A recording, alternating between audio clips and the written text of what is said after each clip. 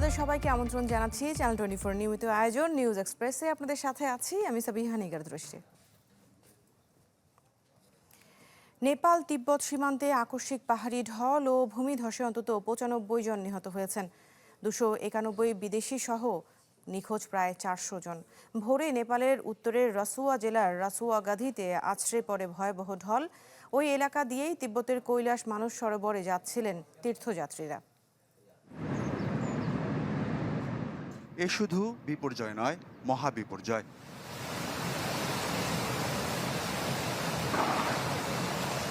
এ দৃশ্য কোনো বলিউড হলিউড মুভির নয়। বুধবার ভোরে রাসুয়া জেলায় আকস্মিক বন্যার দৃশ্য।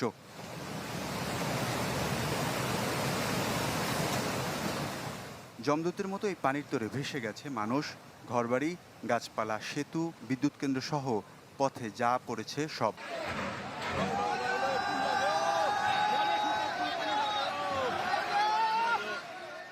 এই রাসুয়াগাদি দিয়ে তিব্বতের কৈলাস মানস সরোবরের উদ্দেশ্যে যাচ্ছিলেন শত শত তীর্থযাত্রী। পর্যটক ও তীর্থযাত্রী মিলিয়ে প্রায় 400 জনের ওপর আঘাত হানে এই আকস্মিক বন্যা। এরপর থেকে অনেকেরই খোঁজ পাওয়া যাচ্ছে না।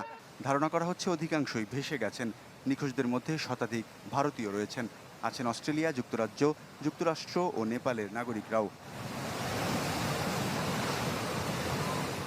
আকস্মিক এই বন্যায় উদ্ধার অভিযানে তৎপর হয়েছে চীন ও ভারত। শি জিনপিং ও নরেন্দ্র মোদী এ ঘটনায় সমবেদনা জানিয়ে ত্রাণ সামগ্রী ও উদ্ধারকারী দল পাঠানোর কথা জানিয়েছে। জুন থেকে সেপ্টেম্বর পর্যন্ত দক্ষিণ এশিয়ায় মৌসুমি বৃষ্টিপাত নিয়মিতভাবেই প্রাণঘাতী বন্যা ও ভূমিধসের সৃষ্টি করে।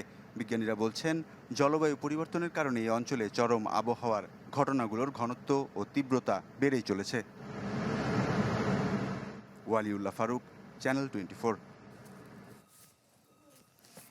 পাকিস্তানে সরকারি একটি হাসপাতালে আগুনে 14 নবজাতকের মৃত্যু হয়েছে। খবর পেয়ে আগুন নেভায় ইসলামাবাদ ফায়ার সার্ভিসের 6টি ইউনিট। এসির কম্প্রেসার বিস্ফোরণে আগুনের সূত্রপাত বলে ধারণা করা হচ্ছে। গঠন করা হয়েছে তদন্ত কমিটি। ভোরের আবছা আলো তখনও স্পষ্ট হয়নি ইসলামাবাদের আকাশে। পাকিস্তান ইনস্টিটিউট অব মেডিকেল সায়েন্সেসের প্রসূতি ও নবজাতক বিভাগে ঘুমিয়ে নিষ্পাপ শিশুরা। কোনো শিশুর নাম রাখা হয়নি এখনও, কারো মুখে লাগেনি মায়ের প্রথম দুধের ছোঁয়া।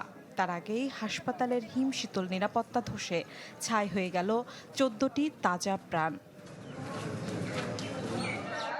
বুধবার স্থানীয় সময় ভোর 6:45 আগুন লাগে গায়নোকোলজি ওয়ার্ডে।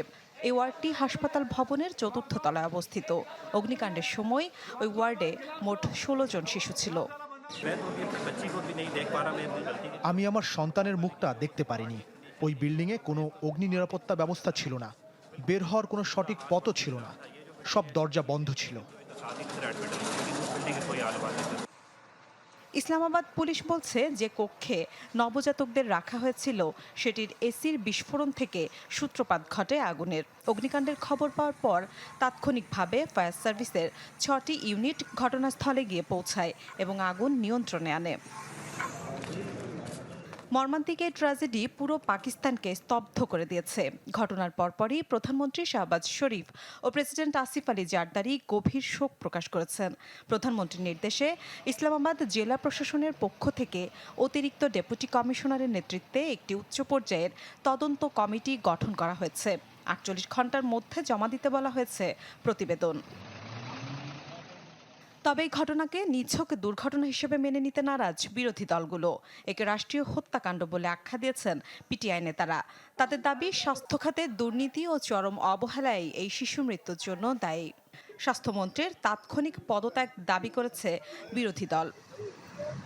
মিলা খন্দকার, চ্যানেল 24। নানা আয়োজনে পালিত হলো পবিত্র ঈদে মিলাদুন্নবী। মহানবীর জন্ম ও ওফাতের দিনে রাজধানীর সোহরাওয়ার্দী উদ্যান, মিরপুর শাহ আলীর দরবার, রাজারবাগ সহ বিভিন্ন এলাকা থেকে বের হয় বর্ণাঢ্য জশ্নে জুলুস।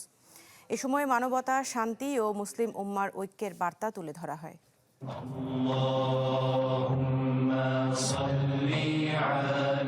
আইয়ামে জাহিলিয়াতের অন্ধকার ছিঁড়ে মরুর বুকে আলো হয়ে এসেছিলেন তিনি। যে আলোয় হেসেছে গোটা পৃথিবী। সর্বকালে সর্বশ্রেষ্ঠ সেই মানুষ মহানবী হজরত মুহাম্মদ সাল্লাল্লাহু আলাইহি সাল্লামের জন্ম ও ওফাতের দিন তাই পরম শ্রদ্ধায় ও ভালোবাসায় সারা দেশে পালিত হয়েছে পবিত্র ঈদে মিলাদুন্নবী। তার সাম্য ও মানবতার বার্তা ছড়িয়ে দিতে রাজপথে ছিল রাসূল প্রেমীদের ঢল। সোহরাওয়ার্দী উদ্যান, মিরপুর, শাহালির মাজার, রাজারবাগ সহ আশেপাশের এলাকা থেকে বের হয় বর্ণাঢ্য জশ্নে জুলুস বা আনন্দ মিছিল।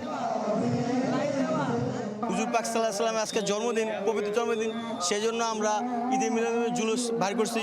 মানবতার রাষ্ট্র, মানবতার বিশ্ব গড়ার মাধ্যমে সমগ্র মানব মণ্ডলীকে মুক্তির লক্ষ্যে এগিয়ে আসার বার্তা দিতে চাই। দুনিয়ায় প্রাণাদিক পৃথিবীর এই শুভাগমনকে উদযাপনের জন্য আমাদের সবাইকে মানবিক দৃষ্টিকোণ থেকে, ইমানি দৃষ্টিকোণ থেকে এক হতে হবে। মিছিল শেষে দেশের সার্বিক কল্যাণ, শান্তি ও মুসলিম উম্মার ঐক্য কামনার কথা বলেন দেশ বিদেশ থেকে আসা আলেম ওলামারা। সহমর্মিতা, সম্প্রীতি, এগুলো হচ্ছে ইসলামের মূল। এগুলা যতক্ষণ পর্যন্ত উম্মতে মুহাম্মাদে ধারণ করবে না, ততক্ষণ পর্যন্ত পৃথিবীর থেকে হানাহানি, মারামারি, যুদ্ধ বন্ধ হবে না। The Prophet sallallahu alaihi wa alihi wasallam is a ni'matul kubra, the greatest gift from Allah in our lives. শতাব্দীর পর শতাব্দী ঈদে মিলাদুন্নবী মুসলিম উম্মাকে স্মরণ করিয়ে দেয় মানবতার সবচেয়ে শ্রেষ্ঠ আদর্শকে। আর সেই আদর্শকে ধারণ করে বিদ্বেষহীন ও শান্তিময় সমাজ গড়া সম্ভব। এটি রাসূল প্রেমীদের সবচেয়ে বড় বার্তা। ইমতিয়াজ মাহমুদ, চ্যানেল 24, ঢাকা। দর্শক, ইতিমধ্যেই আপনারা জেনেছেন যে নেপাল তিব্বত সীমান্তে আকস্মিক পাহাড়ি ঢল ও ভূমিধসে অন্তত 95 জন নিহত হয়েছেন। 291 বিদেশি সহ নিখোঁজ রয়েছে প্রায় 400-রও বেশি। এ বিষয়ে আমরা একটু সরাসরি যুক্ত করতে চাচ্ছি জানার জন্য সাংবাদিক সাজিদ সুমনকে। সাজিদ, ভয়াবহ এই ধস বা বন্যা যেটাই আমরা বলি না কারণ তার কি কোনো পূর্বাভাস আগে থেকে ছিল কিনা? জি, ধন্যবাদ আপনাকে। এখন পর্যন্ত নেপালের রাসুয়ার যে উত্তরাঞ্চলের যে জেলাটি, সেখানে বন্যায় নিহতের সংখ্যা 95 জনেরও বেশি সংখ্যায় পৌঁছেছে এবং এই ঘটনায় এখন পর্যন্ত প্রায় 400 জনেরও বেশি নিখোঁজ রয়েছেন। তবে নেপালের স্থানীয় গণমাধ্যম এবং সূত্রে যে তথ্যটি জানা গেছে যে এই বন্যার আকস্মিক যে বন্যাটি হয়েছে তার কোনো পূর্বাভাস ছিল না, যে কারণে কোনো স্থানীয় এবং পর্যটক যারা পর্যটনের এরিয়াতে ছিল তারা কোনো ধরনের সতর্কতা পাননি, যে কারণে নিহতের সংখ্যা এবং নিখোঁজের সংখ্যা আরো বাড়তে পারে বলে জানা গেছে। নেপালের প্রশাসনের যে তথ্যটি পাওয়া গেছে, তারা উদ্ধার কাজ এখন পর্যন্ত চালিয়েছে এবং যে আকস্মিক যে বন্যার ঘটনা ঘটেছে তাতে কোনো ধরনের পূর্বাভাস তারা দিতে পারেনি। তো এই বিষয়ে আরেকটু করে আমাদেরকে বলবেন যে দুর্গত এলাকায় আসলে কি অবস্থা? নিখোঁজদের উদ্ধারের তৎপরতা আমরা জানি যে চলছে, তারপরেও আসলে কিভাবে উদ্ধার কার্যক্রম আরো দ্রুত গতিতে এগিয়ে নেওয়া যায় এই বিষয়ে কিছু জানতে পেরেছেন কিনা?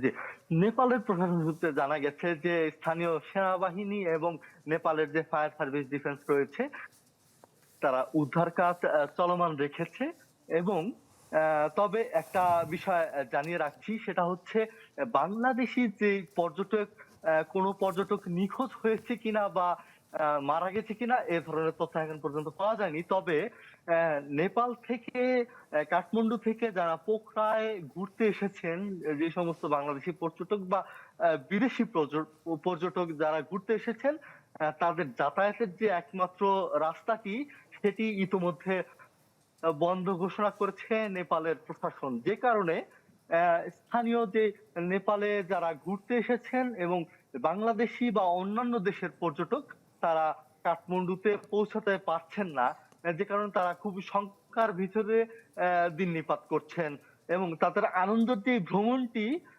সেটি এখন শঙ্কায় পর্যবসিত হয়েছে। কেননা এখান থেকে যাদের আগামীকাল ফ্লাইট রয়েছে বা পরশুদিন ফ্লাইট রয়েছে তারা এখন পর্যন্ত জানেন না তারা পোখরা থেকে কাঠমান্ডুতে কিভাবে পৌঁছাবেন এবং এখানে যে একমাত্র যোগাযোগের যে ব্যবস্থাটি রয়েছে, যে বিমান যোগাযোগ ব্যবস্থা পোখরা টু কাঠমান্ডু, সেখানের যে বিমান ভাড়াটির বিষয়টি আপনাকে জানাতে চাই যে 100 স্থানীয় নেপালি মুদ্রায় 18,000 টাকার বেশি এবং মার্কিন ডলারের 120 ডলারের বেশি টাকার প্রয়োজন পড়ে, যে কারণে এখানে যারা ঘুরতে আসেন তারা বেশিরভাগ পর্যটকই এই খরচটি হচ্ছে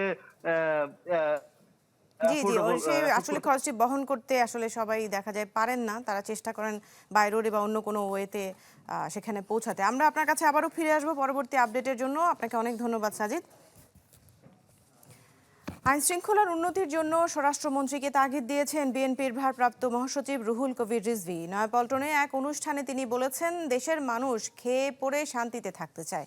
আর স্বরাষ্ট্রমন্ত্রী জানিয়েছেন, মনোবল ফিরেছে পুলিশের, পূর্ণ শক্তি দিয়ে অপরাধ দমনের সচেষ্টতারা।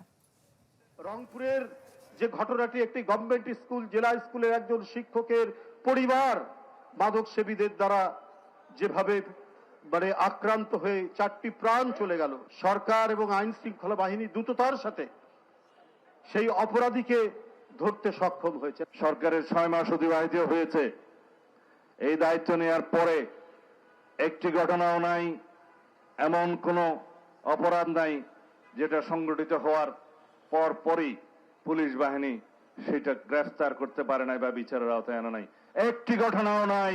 এটাই বাংলাদেশে বর্তমান সরকারের কৃতিত্ব। গুম প্রতিরোধ দিবস উপলক্ষে আগামী রোববার রাজধানী শাহবাগ থেকে জাতীয় সংসদ অভিমুখে পদযাত্রা করবে 11 দলীয় জোট।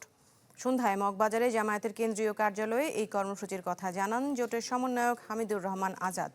এ সময় এনসিপির আহ্বায়ক নাহিদ ইসলাম অভিযোগ করেছেন, মানবাধিকার নিয়ে ফ্যাসিবাদ সরকারের চেয়েও দুর্বল আইন করেছে বর্তমান সরকার।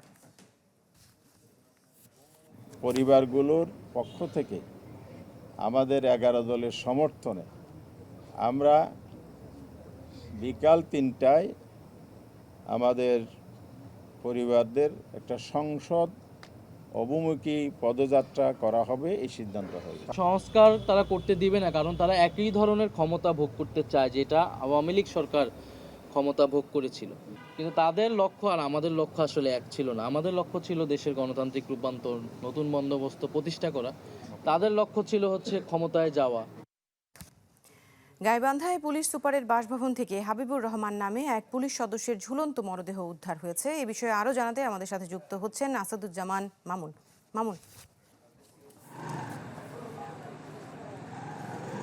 গাইবান্ধা পুলিশ সুপার যে জসিমউদ্দিন রয়েছে তার বাসভবন রয়েছে গাইবান্ধা শহরের স্টেশন রোডের কাচারি বাজার এলাকায়। সেই বাসভবনের যে গার্ড রুম রয়েছে, সেই গার্ড রুমের ওই ওয়াশরুম যে আছে, সেই ওয়াশরুম থেকে কিন্তু গলায় গামছা পেঁচানো অবস্থায় সেই হাবিবুর রহমান কনস্টেবল যে রয়েছে তার মরদেহ উদ্ধার করা হয়েছে।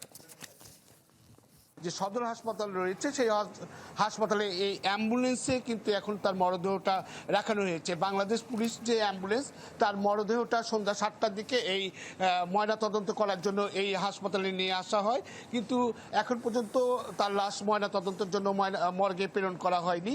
এবং আমি যে এখানে যে মর্গে যে তার সাথে কথা বলেছি, সে বলছে এখন পর্যন্ত কোনো কাগজ পাইনি দেখে এখন পর্যন্ত মরদেহ কিন্তু এই অ্যাম্বুলেন্স থেকে নামানো হয়নি। তো আমি যেটা জানতে পেরেছি যে সে তার বাসা নীলফামারী জেলার বাবুপাড়া এলাকায়, তার বাবার নাম হচ্ছে, তার মৃতদেহ উদ্ধার করেছে। তো নিহত এই হাবিবুর রহমানের যদি বিপি নাম্বারটা বলি, সে হচ্ছে 9313165235। তার বাসা কিন্তু বাবুপাড়া এলাকায় নীলফামারী জেলা শহরের। তো এখন পর্যন্ত আমি যেটা জানতে পেরেছি যে তার বাবা নীলফামারী জেলা থেকে এই ঘটনাস্থলে আসছে এবং তারপরে তার কাছে মরদেহ হস্তান্তর করা হবে বলে জানতে পেরেছি। জি, আসাদুজ্জামান মামুন, ধন্যবাদ আপনাকে আমাদের সাথে যুক্ত হওয়ার জন্য। 24 ঘন্টায় হাম উপসর্গে আরও 7 জনের মৃত্যু হয়েছে, এই তথ্য জানিয়েছে স্বাস্থ্য অধিদপ্তর। প্রতিবেদনে বলা হয়, 24 ঘন্টায় 73 শিশু হামে আক্রান্ত হয়েছে। 15 মার্চ থেকে এখন পর্যন্ত সারা দেশে হাম উপসর্গ নিয়ে মৃত্যু হয়েছে 851 জনের। এই সময়ে 1019 শিশু হাসপাতালে ভর্তি হয়েছে, চিকিৎসা নিয়ে বাড়ি ফিরেছে 954 জন।